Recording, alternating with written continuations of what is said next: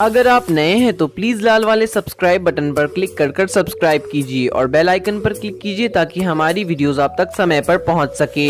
Hello दोस्तों, मैं यान स्वागत करता हूं आपका हमारे फैक्ट्स टॉक के 5वें एपिसोड में। दोस्तों, जब भी हम मूवीज में चोरों को शातिर तरीके से चोरी करते हुए देखते हैं तब हम में से कई लोगों के मन में ये ख्याल आता है कि क्या असली दुनिया में भी ऐसे चोर हो सकते हैं। और इसलिए आज हम दुनिया के 10 सबसे बड़े चोरों के बारे में बात करेंगे जिन्होंने अपनी अक्लमंदी से सभी लोगों को हैरान कर दिया।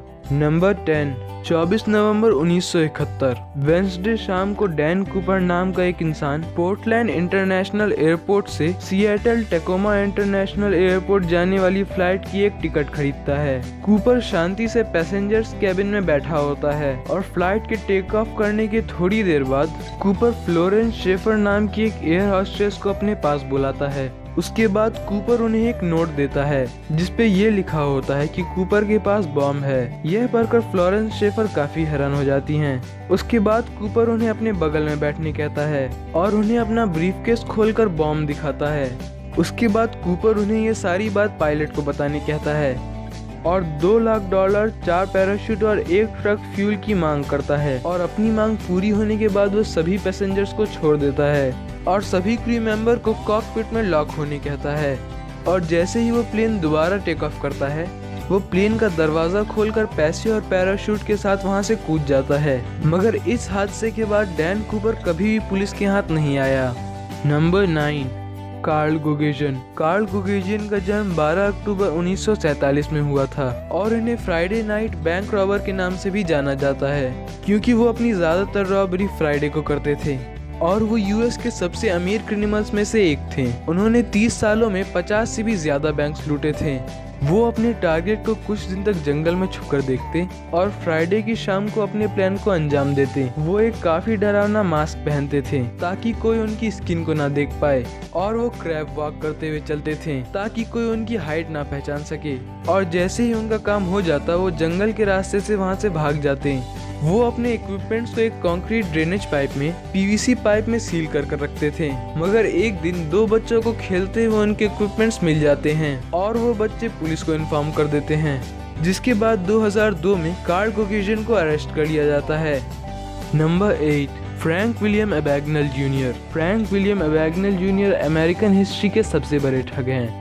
उन्होंने 15 साल की उम्र से ठगी करनी शुरू की थी और अमेरिका के हर बैंक में ठगी की और उन्होंने नकली डॉक्यूमेंट्स बनाकर बहुत सारे काम किए थे। फ्रैंक ने लॉयर, पुलिस, फिजिशियन और पायलट जैसी कई सारी आइडेंटिटीज ली, मगर आखिर में फ्रैंक को नकली डॉक्यूमेंट्स बनाने के जुर्म में 12 साल की जेल हो गई। मगर बाद में फ्रैंक को 5 साल से कम सजा काटने के बाद भी छोड़ दिया गया और आज के समय फ्रैंक FBI एजेंसी में फ्रॉड प्रिवेंशन पढ़ाते हैं। नंबर 7, 16 जुलाई 1976 को जब फ्रांस के सोसाइटी जनरल बैंक को बेस्टाइल की छुट्टी के बाद दोबारा खोला गया तब पता चलता है कि बैंक में लगभग 60 मिलियन फ्रैंक्स की चोरी हुई होती है और 400 सेफ डिपॉजिट बॉक्स खुले हुए मिलते हैं और पास की दीवार पे लिखा होता है without weapons no hatred no violence. Police काफी मेहनत के बाद चोरी के मास्टरमाइंड एल्बर्ट स्पैजियारी और बाकी गैंग तक पहुंचती है और तब जाकर पूरी बात पता चलती है। स्पैजियारी ने उस दिन से ही प्लानिंग शुरू कर दी थी जिस दिन उसे पता चला कि बैंक के वॉल्ट सीवर के काफी करीब है।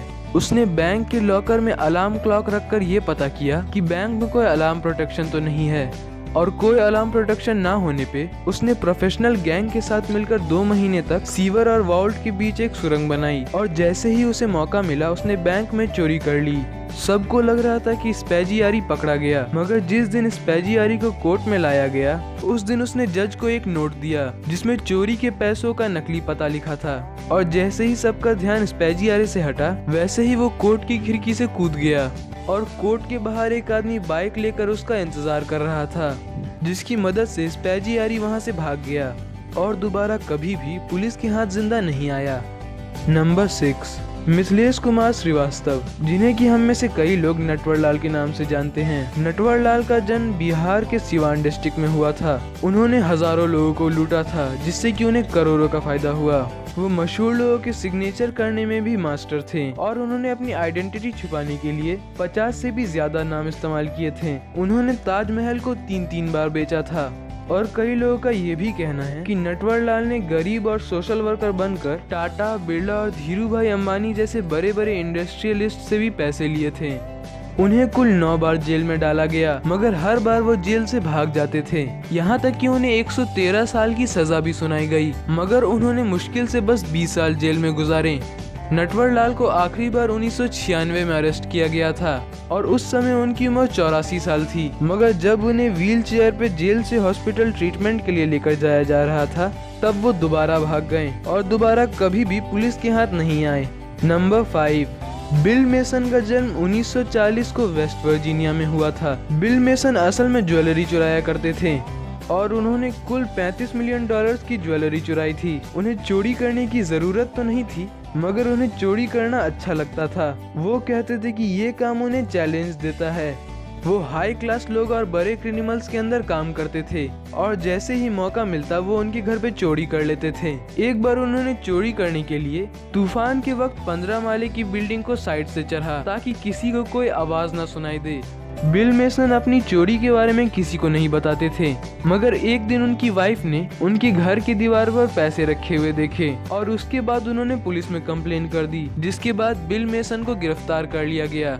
Number 4, William Francis Willie Scott junior एक ऐसे चोर थे जो कि किसी को भी नुकसान नहीं पहुंचाना चाहते थे। उन्होंने मिड 20th सेंचुरी में 40 साल से भी ज्यादा तक चोरी की और वो हमेशा अपने साथ एक गन रखते थे, मगर उन्होंने ये भी कहा कि उस गन में कभी भी गोलियां नहीं होती थीं और वो इसलिए ताकि किसी को चोट ना लग जाए। विलियम फ्रांसिस ने कुल $2 मिलियन की चोरी की थी और वो 3 बार जेल से भी भागे थे। और जब उनसे पूछा गया कि वो ऐसा क्यों करते हैं, तब उन्होंने कहा कि उन्हें ये करना अच्छा लगता है। उन्हें बैंक्स लूटते समय इतनी खुशी होती है जितनी उन्हें अपनी पूरी जिंदगी में कभी नहीं हुई।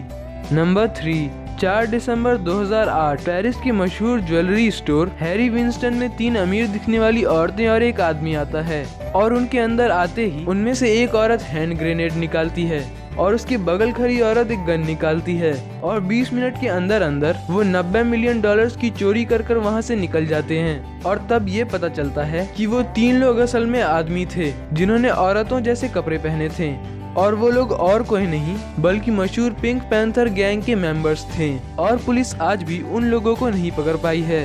नंबर 2, 18 मार्च 1990 2 पुलिस वाले आइजाबेला स्टुअर्ट म्यूजियम में आके वहाँ के एक सिक्योरिटी गार्ड को किसी बात पे हथकड़ी पहना देते हैं और जब दूसरा सिक्योरिटी गार्ड आता है तो वो उसे भी हथकड़ी पहना देते हैं और उसके बाद वो लोग उनके मुंह को डक्ट टेप से बांध देते हैं और अंदर जाकर $1 बिलियन की पेंटिंग की चोरी करते हैं। और जब तक सिक्योरिटी गार्ड्स को पता चलता है वो लोग वहाँ से जा चुके होते हैं। पुलिस आज भी ये नहीं जानती कि उस दिन वो लोग कौन थे। नंबर 1, स्टीफन ब्राइटवाइजर का जन्म 1 अक्टूबर 1971 में हुआ था।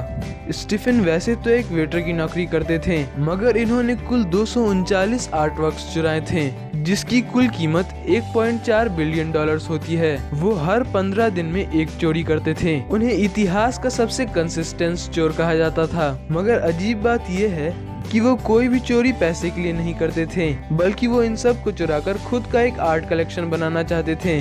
मगर 2001 में स्टीफन ब्राइटवाइजर पकड़े गए। पिछली वीडियो का सही जवाब दिया था सोहेब खान, अनिल नायक, महापारा अहमद और जगदीश सोलंकी ने। इस वीडियो में मैं शाउट आउट देना चाहूँगा आदिल अंसारी, आदिल अहमद और मोहम्मद आमिर को, हमारी वीडियोस पे अच्छे कमेंट्स कर हमें मोटिवेट करने के लिए। इस वीडियो का सवाल, मशहूर चोर कार्ल गुगेजन को और किस नाम से जाना जाता था? ध्यान रहे ये सवाल इसी वीडियो से पूछा गया है और इसका सही जवाब देने पे आपको भी शाउट आउट मिल सकता है। तो आपको हमारी ये वीडियो कैसी लगी हमें कमेंट कर बताएं और अगर अच्छी लगी हो तो हमारी इस वीडियो को लाइक, शेयर और सब्सक्राइब कीजिए। तो मिलते हैं अगली वीडियो में, तब तक के लिए गुड बाय।